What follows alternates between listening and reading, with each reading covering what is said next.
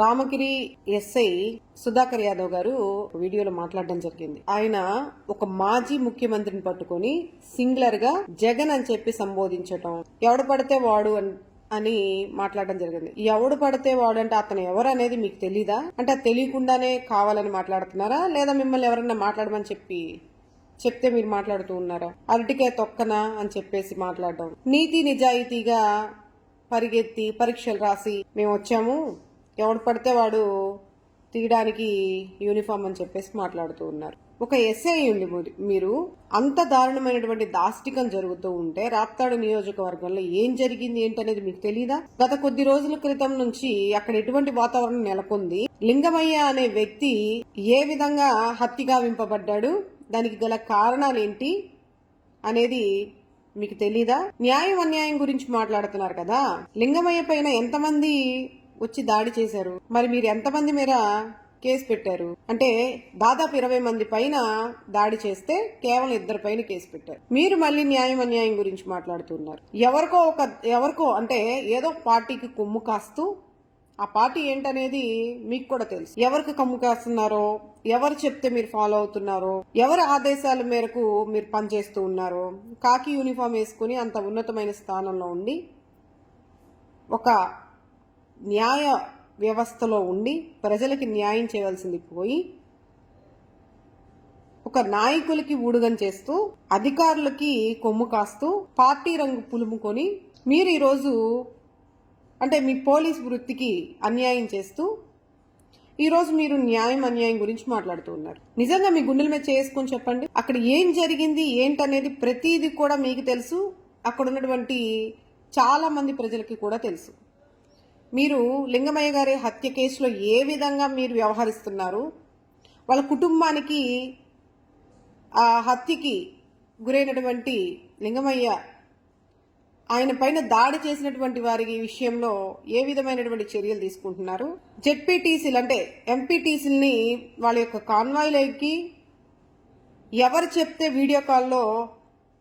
మీరు వీడియో కాల్లోకి తీసుకొని దౌర్జన్యంగా వాళ్ళ పైన బెదిరింపులు చేస్తూ వాళ్ళని కట్టడి చేసి అక్కడ ఉన్నటువంటి ఎంపీటీసీలందరినీ కూడా, జనరల్ గా ఎంపీపీ ఎన్నికల్లో దాదాపు 9 మంది ఎంపీటీసీలు ఉంటే ఎవరికి వస్తుంది మరి గెలుపు ఎవరిది ఉంటుంది? ఒక్కటి టీడీపీ వాళ్ళకుండి 9 ఎంపీటీసీలు ఉంటే ఎవరికి జరగాలి అధికారం అనేది, ఎవరికి రావాలి? అది మీకు తెలియందా? అంటే మీరు మీ పోలీస్ ఉద్యోగానికి మీరు న్యాయం చేయట్లా, ఎవరి కోసమో మీ యొక్క అధికారాన్ని చలాయిస్తూ ప్రజలకు అన్యాయం చేస్తూ, ముఖ్యంగా వైఎస్ఆర్సీపీ పార్టీ శ్రేణులకి, కార్యకర్తలకి, అధికారులకి ఒక పక్షపాతి వైఖరితో మీరు చేస్తున్నది ఒకసారి ఆలోచించుకోండి. మీకు అంత ఆసక్తికరంగా ఉంటే ఆ కాకి యూనిఫామ్ తీసి పక్కన పెట్టేసి మీరు కూడా రాజకీయాల్లోకి రావచ్చు కదా. ఈరోజు మీరు జగన్మోహన్ రెడ్డి గారిని, ఒక మాజీ ముఖ్యమంత్రిని ఒక సింగులర్ గా హెచ్చరించి జాగ్రత్తగా మాట్లాడు జగన్ అని చెప్పి సింగులర్ గా సంబోధిస్తూ, ఎవడు పడితే వాడు వచ్చి తీస్తాడా ఈ కాకిబడి, నువ్వేమైనా ఇచ్చావా, ఇదేమైనా అరటికాయ తొక్కనా అని చెప్పేసి మాట్లాడుతూ ఉన్నారు. మరి రాష్ట్రంలో ఇన్ని జరుగుతూ ఉన్నాయి కదా, ఇవన్నీ కూడా మీ కంటికి కనిపించట్లేదు అన్యాయం అనేది? ఆడపిల్లలపైన ఎన్ని దాడులు జరుగుతున్నాయి? మరి పోలీసు వ్యవస్థ మీరున్నారని ఒక ధైర్యంతో ఈరోజు ప్రజలు బ్రతుకుతూ ఉంటే మీరు ఏమాత్రం న్యాయం చేకూరుస్తున్నారు బాధితులకి? మొన్న తిరుపతిలో ఎన్నికలు జరుగుతూ ఉంటే, కార్పొరేట్ ఎన్నికలు జరిగేటప్పుడు మున్సిపల్ కార్పొరేషన్ ఎన్నికల్లో మహిళలని ఎంత దారుణంగా నిర్బంధించి బస్సులపైన దాడులు చేస్తూ, అవన్నీ కూడా మీ ముందే కదా జరిగింది. అంటే మీరంటే మీ కాదు, పోలీసు వారు ముందే కదా జరుగుతున్నాయి అవన్నీ కూడా. మరి వాటన్నిటిని ఆపగలుగుతున్నారా? ఇవన్నీ అన్యాయం అనిపించట్లేదా మీకు? అంతేకాకుండా కూటమి ప్రభుత్వం రావడంతోనే వెంటనే నూజువీడులో ఒక వ్యక్తిని రోడ్డు మీద, అంటే నడి రోడ్డు పైన జనాలందరూ చూస్తూ ఉండగానే కానిస్టేబుల్ కూడా అక్కడే ఉన్నారు.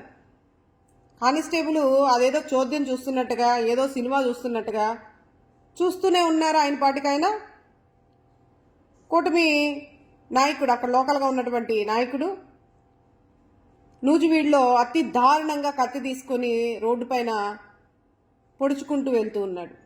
మరి ఇది అన్యాయం అనిపించట్లేదా మీకు? అదేవిధంగా వినుకొండలో రషీద్ని రోడ్డు పైన అంత దారుణంగా కూటమి నేతల యొక్క, ముఖ్యంగా టీడీపీ నేతల యొక్క సపోర్టుతో ఎంతో ధైర్యంగా ప్రజలందరూ చూస్తుండగానే నడి రోడ్డు పైన అంత విచక్షణారహితంగా నరుకుతూ ఉంటే మీకు అది అనిపించలేదా ఇది న్యాయమా అన్యాయమని? మరి వాళ్ళ కుటుంబానికి ఏమాత్రం న్యాయం చేకూర్చారు మీ పోలీస్ వ్యవస్థ? నిన్నగాక మొన్న రాజమండ్రిలో నాగాంజలి హత్య కేసు, ఆ ఫార్మసీ విద్యార్థిని ఎంత లైంగికంగా వేధింపబడి సూసైడ్ నోట్ రాసి మరీ ఆత్మహత్య యత్నం చేసుకుంది. చివరికి 13 రోజులు పోరాడి చనిపోవడం జరిగింది. మరి వాళ్ళ తల్లిదండ్రులకి ఏం సమాధానం చెప్తారు? దానికి గల కారణం, దానికి గల నిందితుడికి ఏ విధమైనటువంటి శిక్షలు అమలుపరిచారు?